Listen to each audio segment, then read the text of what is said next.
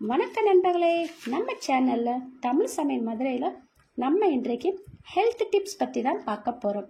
அதுக்கு முன்னாடி நம்ம சேனலுக்கு நீங்கள் புதுசுனா ஃபர்ஸ்ட் சப்ஸ்கிரைப் பண்ணுங்க. அப்படியே பக்கத்தில் உள்ள பெல் காலையும் மறக்காம கிளிக் பண்ணுங்க. அப்பதான் நான் அப்லோடு பண்ண வீடியோ உடனுக்குடன் உங்களுக்கு வந்து சேரும். நம்ம இன்றைக்கு நோயை அண்ட விடாத சேலம் சன்னா அரிசியின் பயன்கள் பற்றி தான் பார்க்க போகிறோம். வாங்க வீடியோக்குள்ள போகலாம். பாரம்பரிய அரிசி வகைகளில் ஒன்றானது இந்த சேலம் சன்னா அரிசி. இது வெள்ளை நிற அரிசி வகையைச் சேர்ந்தது.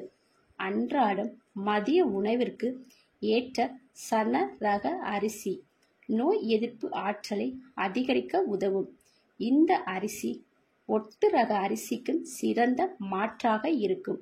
நல்ல சுவையும் உடலுக்கு அவசியமான சில சத்துக்களையும் அளிக்கக்கூடிய அரிசி.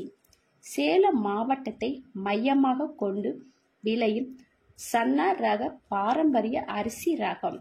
இந்த சேலம் சன்னா அரிசி சேலம் சன்னா நெல் பாரம்பரிய ரகம் நெல்லில் ஒன்று.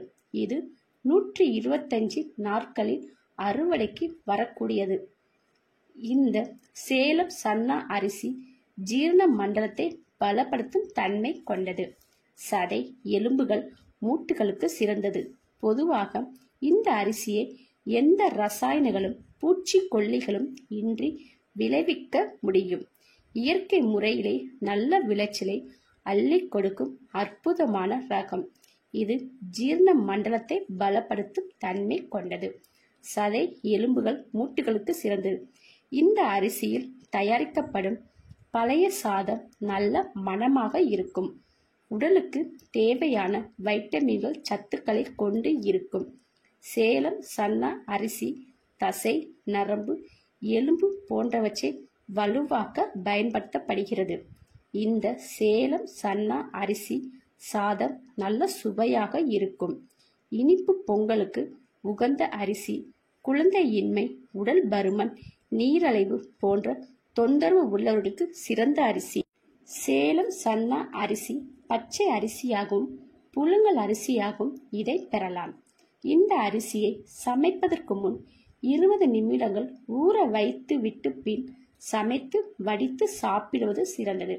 மதிய உணவிற்கு சாதமாக மட்டுமல்லாம புலாவ் தக்காளி சாதம் எலுமிச்சை சாதம் சமைத்து சாப்பிடலாம். இதில் வைட்டமின்கள் மற்றும் தாதுக்கள் உள்ளது.